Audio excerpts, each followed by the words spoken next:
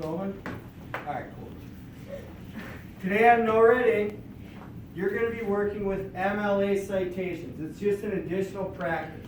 Now, MLA has a lot of technical rules, okay? Yes, you have to follow them no matter how stupid you think they are. And I agree, there are some that are just a little too wonky, right? Unfortunately, it's a legal thing. You need to give proper credit to your resource. All right? We're going to add a little wrinkle to this. Normally, we've been doing paragraph or page numbers just in parentheses. Okay? So it's looked like that with the period after the citation. Today, you're going to be given scenarios that has an author, a chapter, and a page number. Okay? The way you cite this, only worry about the page number. We're not worried about chapter. Focus on me, not on the camera. Okay? Let's say Mr. Michael wrote a book. You used a quote from, so I go Michael, last name, page 3, Logan, off the Chromebook. Okay. Michael, page 3, and then you have the period. Okay? It's the same thing, we're just adding a little wrinkle to it.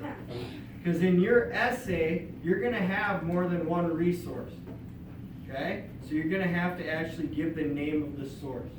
You do that author's last name. Alright? Don't worry about the first name, that's for your works cited page. Alright?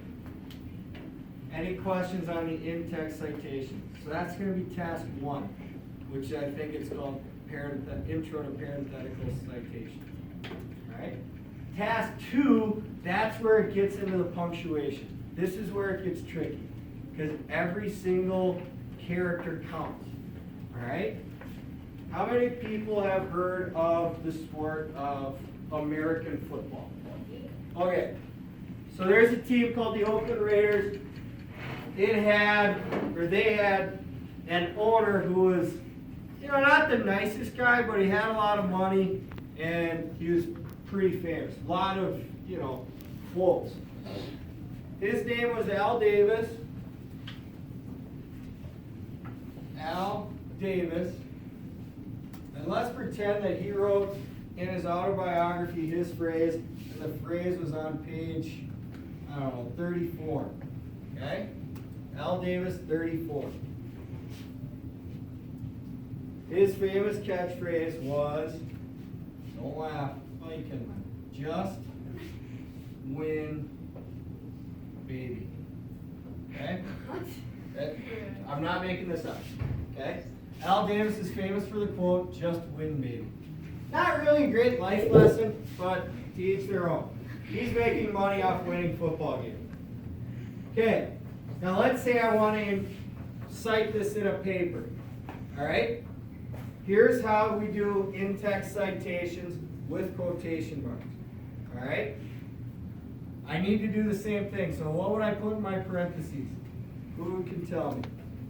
Matt. Davis, space 34. Davis, space 34, and then I close it, right? Now, I know the quote has a period in it.